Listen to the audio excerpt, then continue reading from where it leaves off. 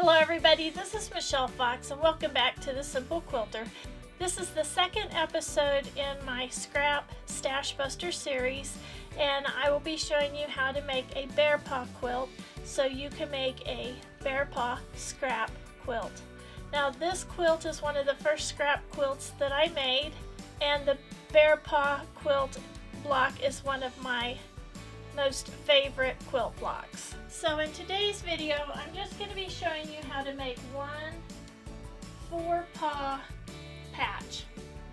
So gather up your scraps, get them ready, and let's get started.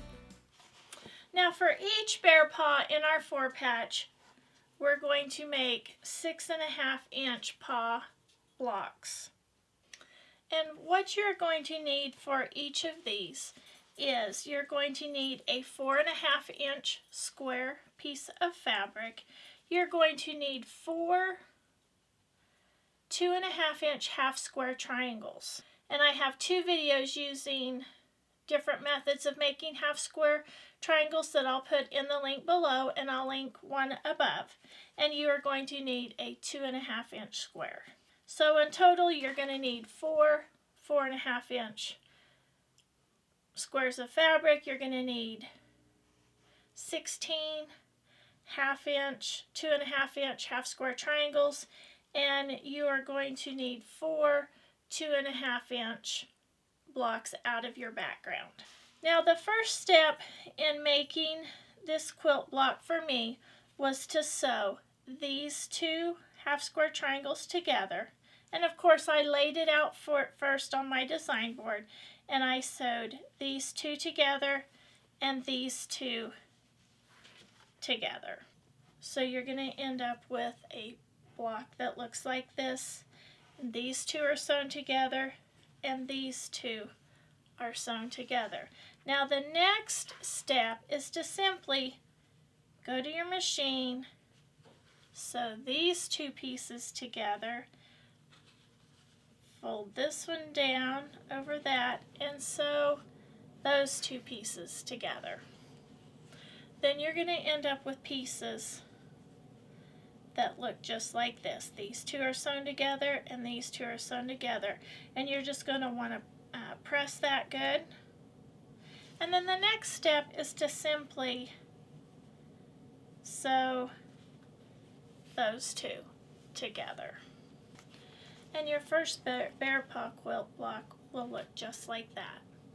Okay, so once you have your little bear paw blocks done, then what you're going to do is you're going to position them with the paw pointing outward on the top and on the bottom.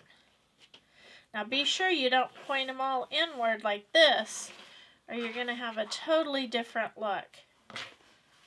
You want them pointed outward.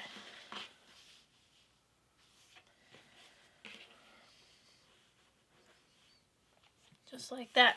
Now one thing I do is I try to eliminate the same color being close to the same color. So I'm going to move those around. I'm going to put that one down there, and that one, no, that's not going to work. So we'll put these facing outward just like that. Okay, once you have them in the order that you want, you're going to take 4 2.5 by 6.5-inch strips and lay them down just like this.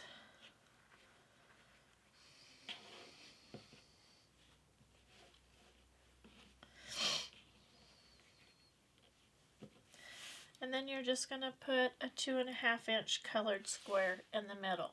Now, the way I assembled this block, you can assemble it by sewing in rows or columns.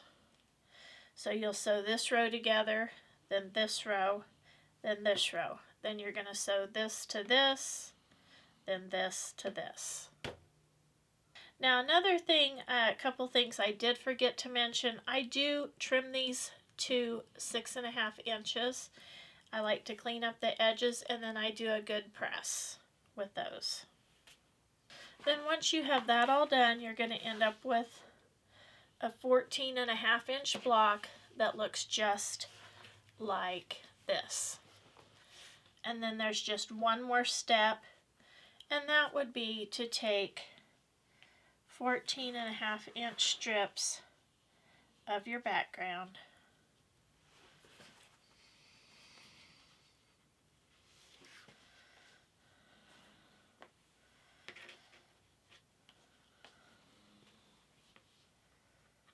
Now this background happens to be the same, but you can definitely do a scrappy background. Then you're just going to put different colored cornerstones there. This just makes a good quilt for using up your scraps or your stash.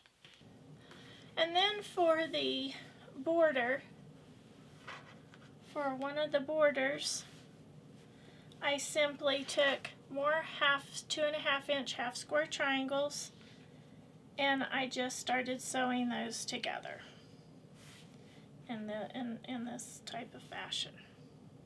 And then at the top and bottom of each row, I put another cornerstone. So there you can see the final blocks as they're sewn together. I did add a little border around to separate my little accent border from the main portion of the quilt. And as you can see, you know, I told you I just sewed those together, and they go together just like that. Here are my little cornerstones, and then I put additional bear paws in each corner. Now the quilt I made is a really large quilt, but you can make it any size you want. Please let me know in the comments below what your favorite scrap quilt block is.